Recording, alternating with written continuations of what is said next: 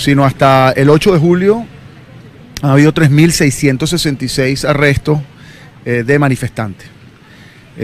417 de estas personas han sido presentadas ante tribunales militares y se encuentran al día de hoy más de 1.147 personas que durmieron tras las rejas todavía porque ya sea por condiciones que se le han impuesto o no han sido presentadas ante tribunales. Estas 1.147 personas que durmieron hoy tras las rejas son manifestantes, básicamente. Se mantienen 431 presos políticos. Quiero decirles, y por eso nos encontramos al día de hoy acá, primero quiero aclarar que está Perina Medina, quien no solo es familiar, sino además abogada de los 14 polichacaos, que hasta esta hora no solo es que no han sido liberados los 14 polichacaos ni ninguna de las personas que se ha dicho a través de las redes que supuestamente iban a ser liberadas, sino que además no hay ninguna información al respecto, es puro rumor de redes sociales, y lo hemos dicho desde el primer día. Entonces, hasta este momento, en los últimos 2 días, el único preso político, digamos, no liberado, sino al menos que se cambió la condición de prisión por arresto domiciliario, es Leopoldo López. Si no existe ningún tipo de liberación de ninguna otra persona. En este sentido, pues evidentemente no quiero referirme a cada uno de los detalles de este reporte de represión. Yo se los voy a entregar a los medios de comunicación porque evidentemente tiene muchas situaciones. Pero quiero decirles que, bueno, ya lo hemos dicho, hasta el día de hoy hay 92 personas que han fallecido en el contexto de las protestas, pero solo en el mes de junio, que es a lo que se refiere este reporte, hubo 24 personas fallecidas y concretamente 19 derivadas directamente de una manifestación, es decir, personas asesinadas en una manifestación.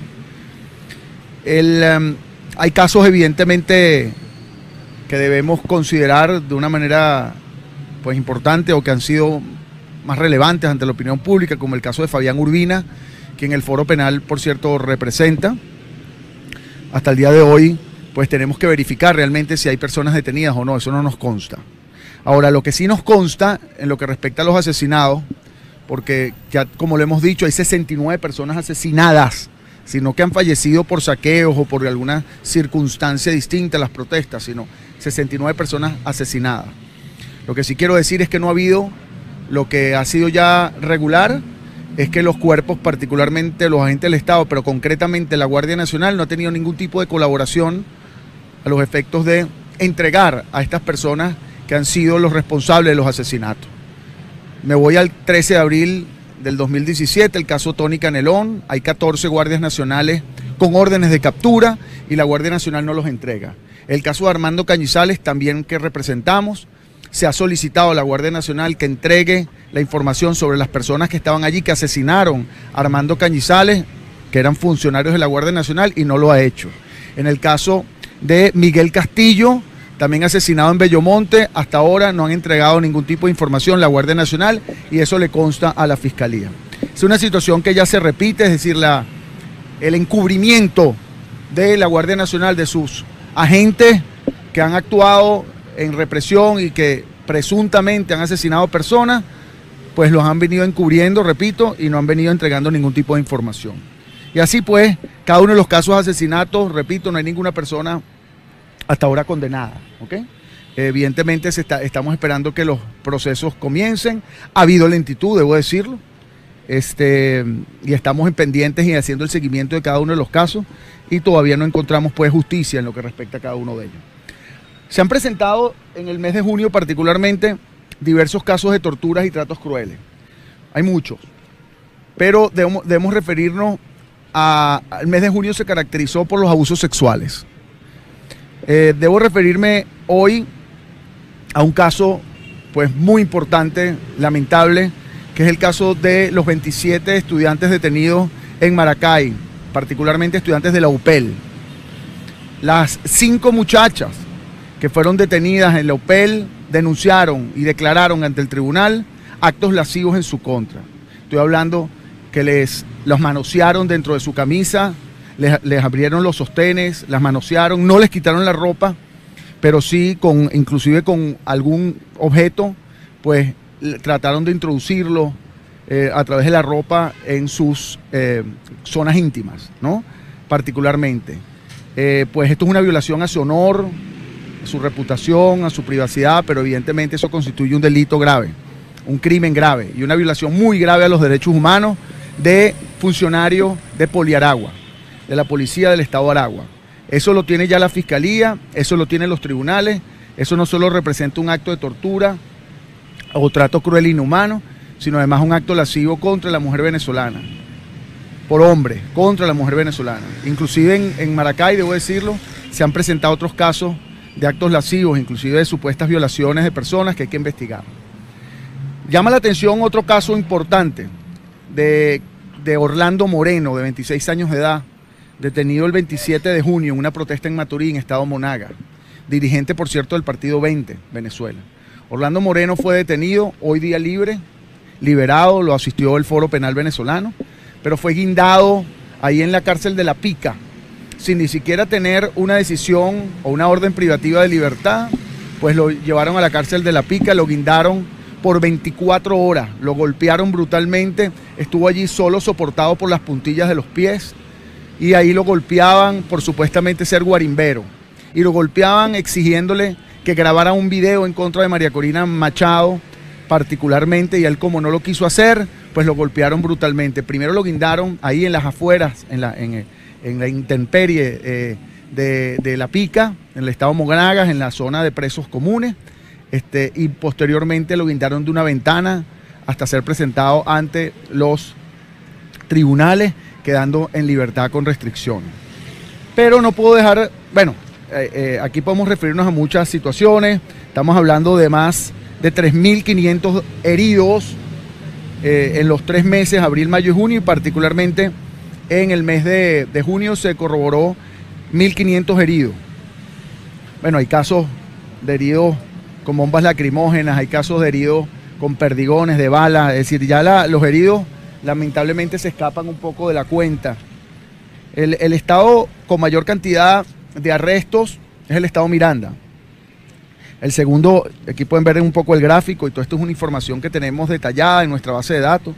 El estado es el estado Miranda, y el segundo con mayor cantidad de arrestos en Venezuela en el mes de junio es el estado Carabobo. El tercero pues pasa a ser concretamente el distrito capital, es decir, la zona del distrito capital fuera de lo que es o dentro del estado Miranda, pero concretamente el distrito capital. Las detenciones arbitrarias han pasado a un nuevo nivel. Las detenciones arbitrarias ya no solo son de los manifestantes, sino hay detenciones selectivas. Y ahí no podemos dejar de referirnos a algo muy grave que ya ha venido haciéndose regular y sistemático, que es la violación al hogar doméstico, al domicilio.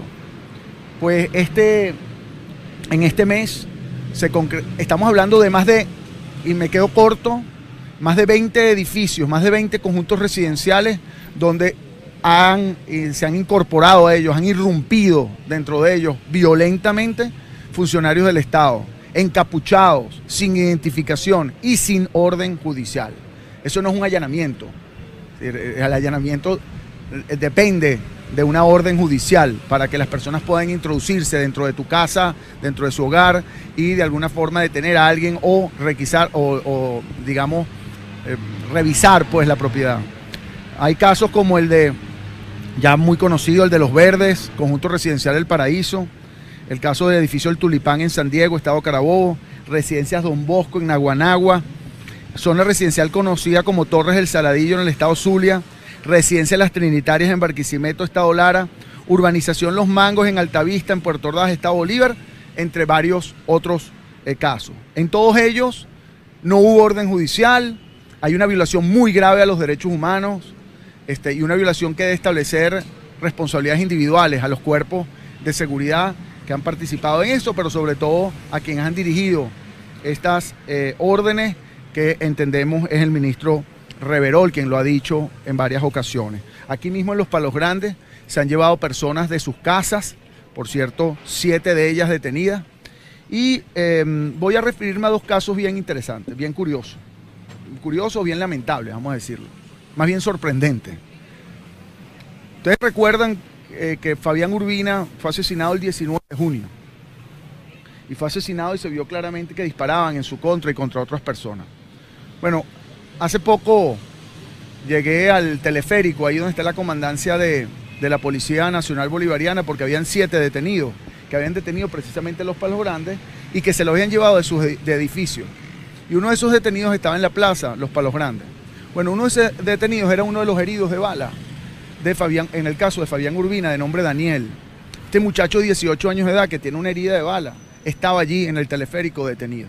Es decir, a los que han herido y son víctimas y testigos, los detiene. Igual pasa con el caso de David Vallenilla. El muchacho, el escudero que estaba allí y que se vio en las cámaras de video, en las cámaras de televisión, se vio que lo sacan y que lo retiene y que de alguna forma lo trata de resguardar de lo que estaba ocurriendo allí. Ese muchacho lo detuvieron por 1 semana sin orden judicial y al día de hoy está libre, pero estuvo detenido. Los casos de testigos, en el caso de Juan Pablo Pernalete, en vez de que los testigos se promuevan los testigos para identificar la realidad, se empezaron a amenazar a estas personas y se encuentran al día de hoy escondidas porque tienen una amenaza de detención. Entonces, los testigos de los asesinatos, en vez de llamarlos para que sean interrogados y determinar la verdad, se persiguen. Tenemos esa situación ya de manera repetida. Y pues hay muchas, evidentemente, información en este reporte. Sin embargo, debemos concluir con un caso muy, repito, ya no es sorprendente, sino, digamos, ya escapa de la sorpresa. Al día de hoy se encuentran al menos, porque son los corroborados acá, 19 personas con boletas de excarcelación que el helicoide los mantiene como rehenes. Es decir, el SEBIN, que no hay que olvidar que el SEBIN depende directamente de la vicepresidencia de la República. Es decir, y ahí tenemos que referirnos, el poder de liberar a las personas y de encarcelarlas las tiene el Ejecutivo Nacional. Eso lo demostró la libertad, no es libertad, pues el arresto domiciliario de Leopoldo López. Bueno, precisamente hay 19 personas que tienen boletas de excarcelación de los tribunales que no han sido liberadas. Entonces a mí me llama la atención cuando se señala que es que el Tribunal Supremo de Justicia tomó una decisión, entonces esa decisión es en contra de la fiscal, en el caso de Leopoldo López. No, miren, estas son decisiones políticas. Y así como el Tribunal Supremo de Justicia tomó una decisión de carácter política instruido en el caso de Leopoldo López, pues ha tomado decisiones de excarcelación de personas, como es el caso de los 14 polichacaos que al día de hoy se encuentran en huelga de hambre, y el SEBIN, es decir, el Ejecutivo no las ha acatado, no las ha respetado. Entonces el Tribunal Supremo de Justicia no tiene ningún tipo de posibilidad ni siquiera de liberar a nadie. Es cuando el Ejecutivo le da la gana de liberar a los que liberan a la gente. Es decir, el tribunal decidió que los liberaran y la vicepresidencia de la República los tiene allí encarcelados. Entonces es el vicepresidente, el presidente, que es su jefe además, quien puede liberarlos. Es decir, ya no se trata del tribunal. Evidentemente los tribunales, por el miedo que tienen, pues no abren un proceso de desacato, porque eso es lo que deberían hacer. Un proceso de desacato de una orden judicial, así tan rápido como lo hicieron con Daniel Ceballos, con Escarano. Abrieron un proceso de desacato por un supuesto amparo y los metieron presos por 11 meses. Bueno, aquí estamos hablando de una boleta de excarcelación incumplida. Ahora bien, así como los 14 polichacaos, de los cuales está una mujer, Venus Medina, dos mujeres, perdón, están también el caso de Javier Elías Briceño Scott, con boleta de excarcelación del 3 de febrero del año 2016. Víctor Ugas, quien está preso desde el octubre de 2014, obtuvo una boleta de excarcelación en abril de este año. Rafael Liendo, con boleta de excarcelación de febrero de 2017. José Vicente García, con boleta o con orden de liberación del 20 de diciembre del año 2016, y John Goicoechea también con orden de excarcelación del 5 de diciembre del año 2016. Así sumamos 19 personas. Y esto es algo tan grotesco que simplemente refleja que el poder, repito, de liberar a los presos políticos está en el gobierno nacional, así como el poder de encarcelarlos. Y eso es lo que demuestra, por cierto, esta decisión en el caso de Leopoldo López. Pierina me estaba comentando, y quiero dejarle unas palabras para que ella un poco exprese su posición. Pero bueno, fíjense, aquí está, por ejemplo, o sea, cuando yo le hablo de boleta de excarcelación, no me refiero a que me dijeron, no es que nosotros llevamos esos casos. Por ejemplo, la boleta de excarcelación de Víctor Hugo, que aquí se ve un poco difusa, pero también está.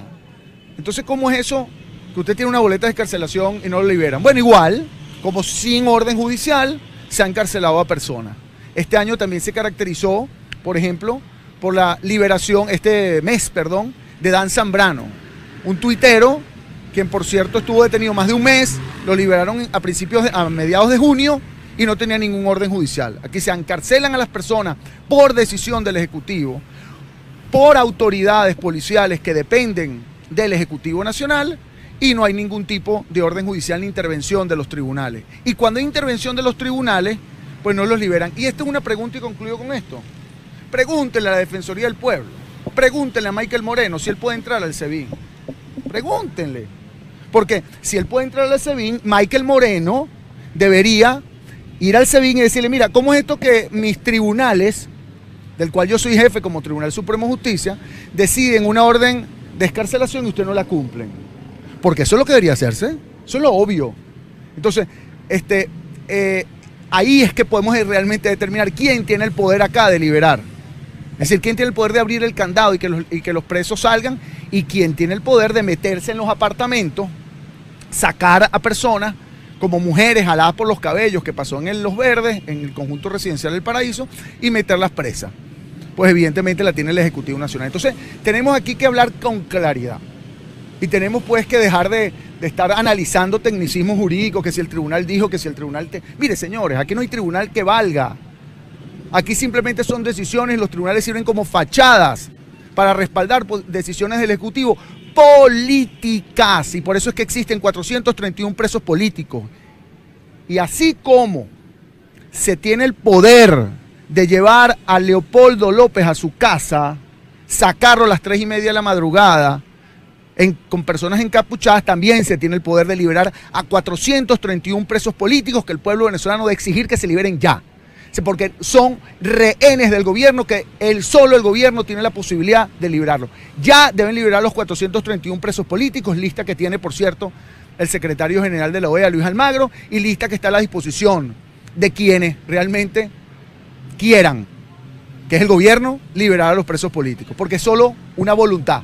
Sí, es una decisión del gobierno liberarlos, y esa es nuestra exigencia el día de hoy. Los dejo con respecto a las violaciones, había hablado de funcionarios de Poliaragua, que otros cuerpos de seguridad estarían involucrados en estas vejaciones a los detenidos. Bueno, en el caso de los altos mirandinos, la denuncia, repito, siempre creemos en la presunción de inocencia, una denuncia se presume que sucedió, las víctimas han denunciado a la Guardia Nacional en los altos mirandinos, concretamente. En el caso de Aragua, pues evidentemente está el caso de Poliaragua, y están dos casos más también relacionados con Poliaragua.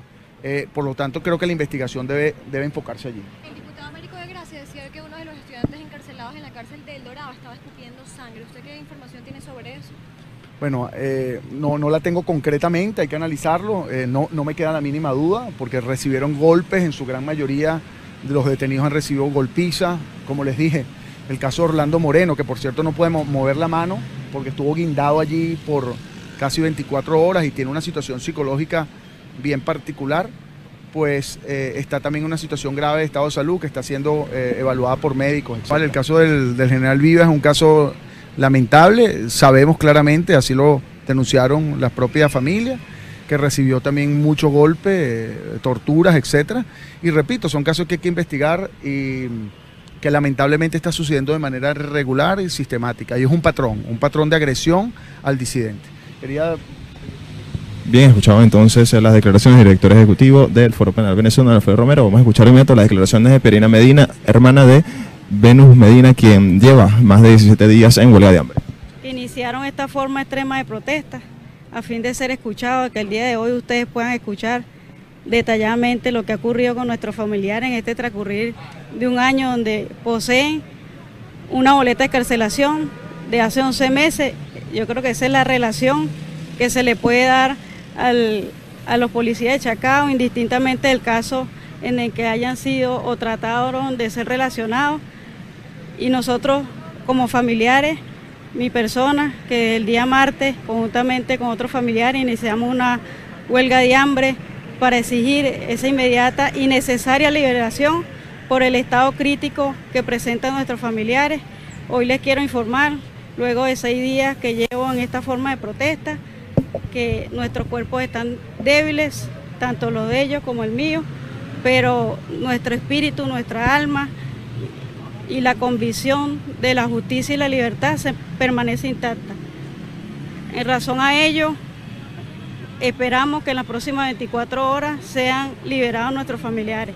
De no ser así, el día de mañana se unirá a esta huelga otro familiar y así sucesivamente hasta que consigamos en definitiva lo que es su justo derecho, simplemente la libertad, que Sebrín abra la celda. No estamos pidiendo nada que sea tirado de los cabellos. Tienen orden de excarcelación, la que ustedes pueden ver detrás de nosotros en una gigantografía que quisimos reflejar para que el mundo sepa que están 14 funcionarios de la policía de Chacao y más, como lo confirmó el doctor, 19 personas dentro del SEBIN con boleta de excarcelación. Señora Medina, hace unas semanas usted había solicitado a la Nunciatura Apostólica la intermediación. ¿En qué resultó esto? Sí, no hemos recibido respuesta de la Nunciatura.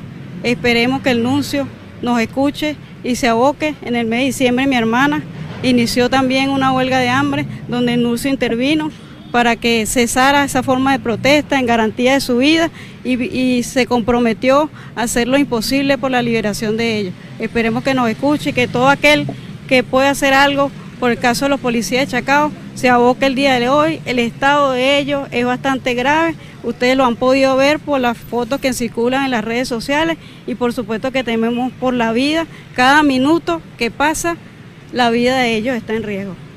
Y quiero decirle muy rápidamente que la liberación de los polichacaos no es una concesión, que no se tome como ahora una concesión de resultado de una negociación y entonces se cante de victoria por una negociación política. Quiero decirle que es una orden de excarcelación, es decir, aquí se está pidiendo que se cumpla una orden de excarcelación ya emitida, entonces no es una concesión, ni siquiera eso reduce, por decirlo así, la presión o de lo que respecta a los presos políticos.